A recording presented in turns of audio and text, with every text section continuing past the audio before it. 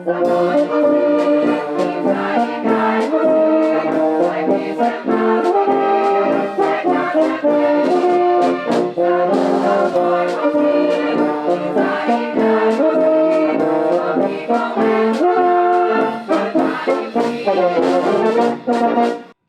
prazniku krajevne skupnosti mesta Krško so tako kot vsako leto pripravili slovesnost, na kateri so se med drugim spomnili na nekaj vidnejših pridobitev v minulem letu.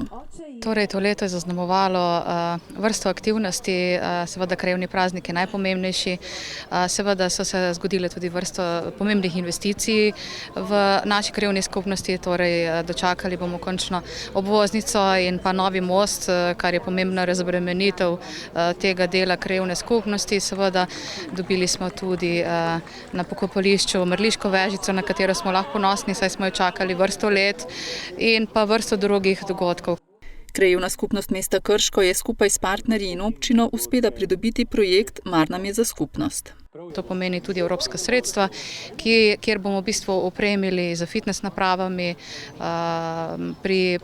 pod domom starejših občanov, torej pri šolskem centru bomo uredili park, postavili bomo tudi solarno osvetlitev, tako da bomo okoljsko bolj prijazni in pa seveda tudi osvetlili naš trim poligon, ki je zelo, zelo obiskan. Z aktivnostmi so pričeli že v maju. In seveda imamo dve fazi, tako da v letošnjem letu bomo v jesenskem času opremili najprej ta športni park, potem pa v naslednje leto še postavili solarne luči in pa solarne klopi na različnih lokacijah. Naš del projekta znaša nekje okrog 65.000 evrov, 85% financira Evropski sklad za regionalni razvoj, razliko pa seveda upravičenec plus DDV. Tako da je kar znaten delež za krajevno skupnost in za njen proračun. Ob tem Šerpčeva dodaja, da jih tudi sicer čaka še precej projektov.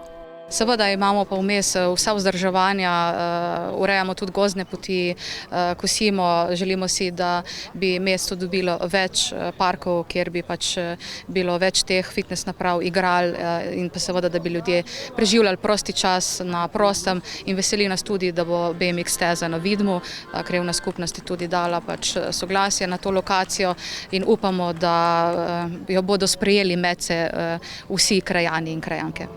Na slovesnosti so letos podelili 7 priznanj zaslužnim občanom, podjetjem ali društvom, ki so pustili pečat v življenju mesta. Priznanje krajevne skupnosti z denarno nagrado je prejelo Društvo gluhih in naglušnih Posavja Krško. Ja, Društvo gluhih in naglušnih Posavja Krško deluje že pravzaprav od 56 let, se pravi, da imamo že kar bogato zgodovino delovanja. In nam pravzaprav ta nagrada današnja pomeni priznanje za naše preteklo delo in pa seveda tudi spodbuda za prihodnje delo. S svojimi programi bomo pravzaprav pomagali osebam z izgubo sluha na področju občin, kjer delujemo in veselimo se pravzaprav že vseh novih izzivov in pa novih stvari, ki jih bomo nudili našim uporabnikom.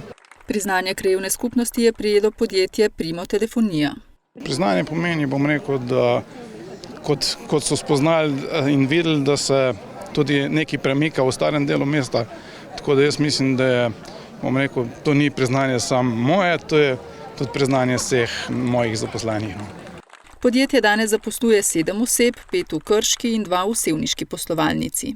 Za naprej, bom rekel, telefonija se skozi razvija, tudi vse z njem povezane dejavnosti, tako da strmimo naprej, da bomo se trudili, da bomo še tako dobri naprej, kot smo do zdaj.